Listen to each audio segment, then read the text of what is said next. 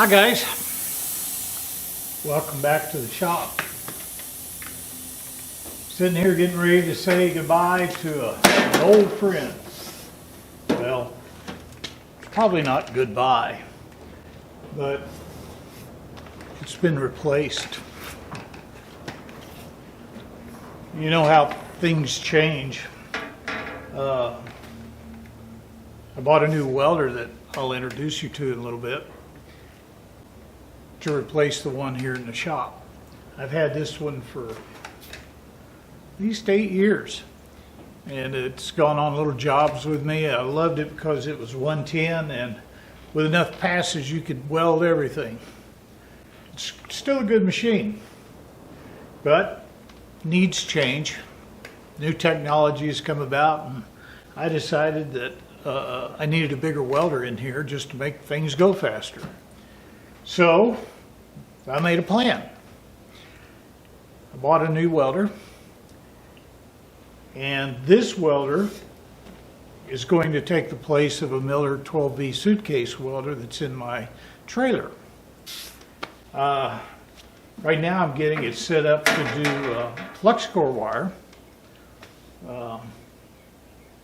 Last Thursday I started changing it over, put a new reel of wire on, and was getting things ready to go, and I noticed I'd never bought a flux core wheel.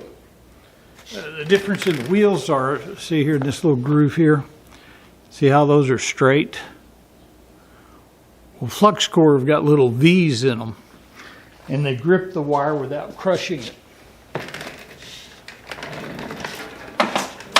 I could show you guys, those of you who've never seen a, hold on, going down, dive, dive, dive, dive, dive, dive. Can you see in there? How's that? This is where the wire goes. I think this is like a 10-pound spool. It's an 030. And it goes through this guide. The wheel goes here, and then a tensioner goes on top of it and feeds it on out to the end of your gun. Because it's flux core, I need to change the polarity to DCEN. That's DC electrode negative. And then there's DC EP, electropositive. So this little machine's pretty good, and then all I've got to do is change these two wires here. So that's what I'm doing, hanging out in the old shop today. It's kind of windy outside. This COVID virus, it's kind of put a crimp on a lot of businesses. It's kind of lucky that it hadn't really affected me.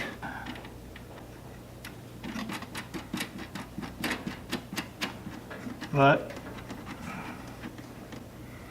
it is what it is. And you see, okay, you need more light.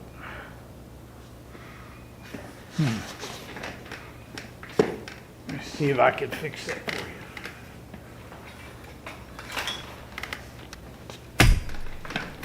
you. Is that any better? How about that?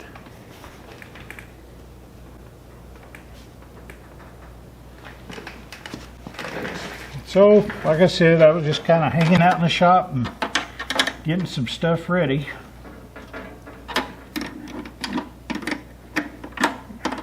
Kind of put this old girl's fate in limbo.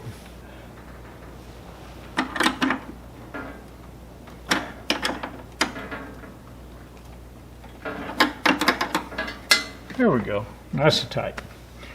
Like I said, the wire goes round and round, feeds through this pilot tube and out into your gun. You pull the button on the gun. That's my gun. That button, that trigger there has been like that for at least 8 years. The first thing that broke on it flew off, so I pushed this little button, got used to it. Never was a problem. Things never let me down.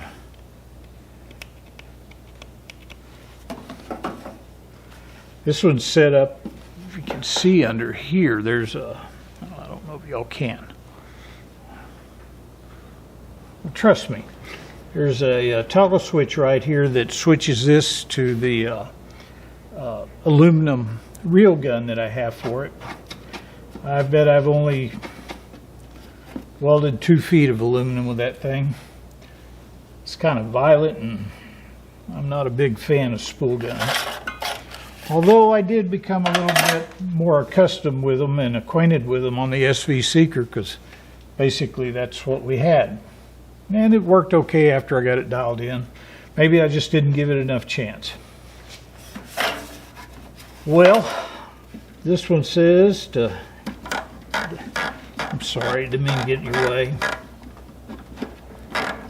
I'll let that up to about 3. There's 4. Let's go to 3. There we go. And we'll see how that works.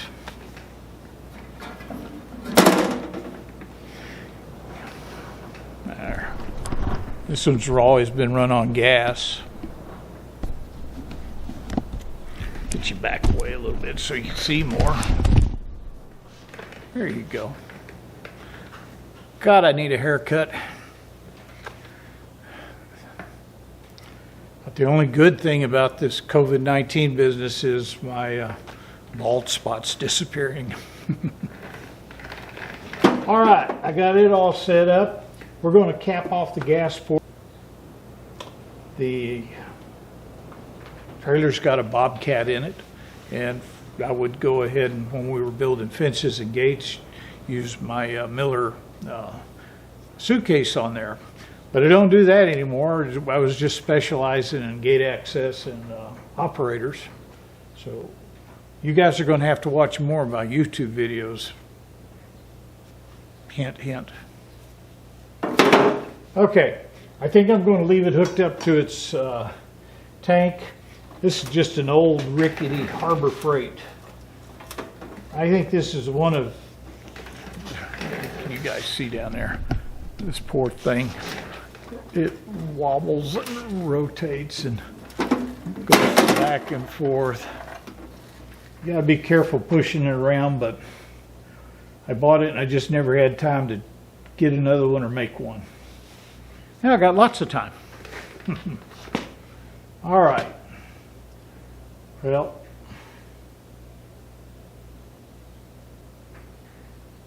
I guess I could plug it in, make sure it's running through that gun, make sure everything's set up on the tension right. We'll do that. Now, one of the things that I've been reading about in my new welder is how to, I'm up here, don't be looking at me.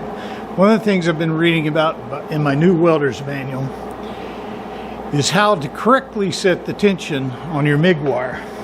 I'm going to show you what they say in the manual down here. You're supposed to hold it at an angle like that, pull the trigger,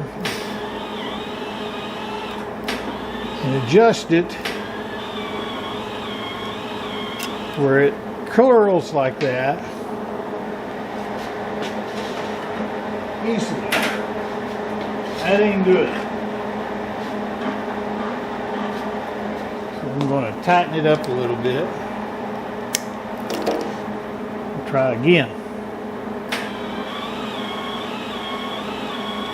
Still some more.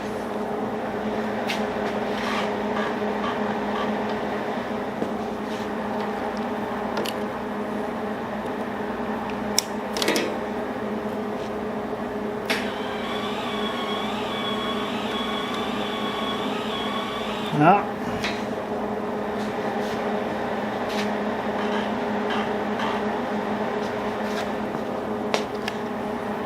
turned that knob about 6 full revolutions now.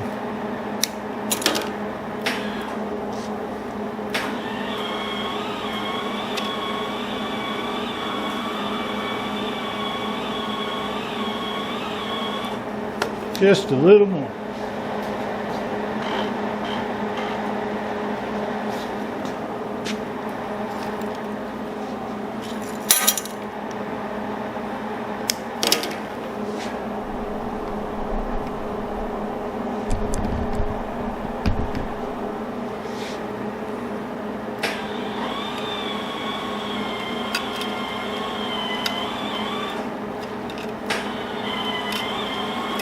I wonder if we could do it off the end of this better.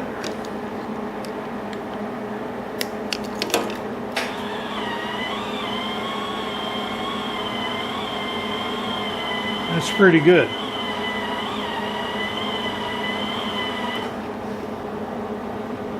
See that?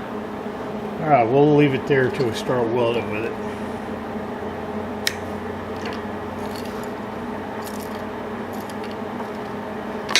Told you it's been a bad week. Leaned up against my table with this in my pocket, broke it. If it wasn't for my bald spot going away, I don't know what I'd do this week. Be surprised at how many people run into gates all the time. A gold mine in it.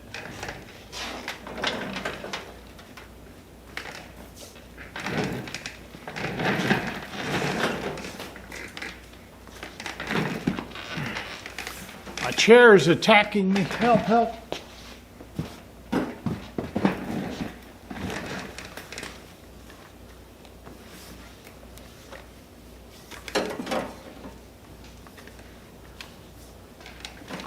I know this old machine's outdated nowadays. It was the top of the line when I bought it. Comes with the auto set feature, which frankly I never really liked. I was always having to adjust it, sometimes quite a bit out of the parameters it was trying to do. But it will go down to 0.24 wire. And my new machine won't do that. So I may just convert this one back to solid wire and leave it in here for jobs we do that are, you know, thin material. But right now I've got a lot of heavy welding to do, and the new welder is going to be nice.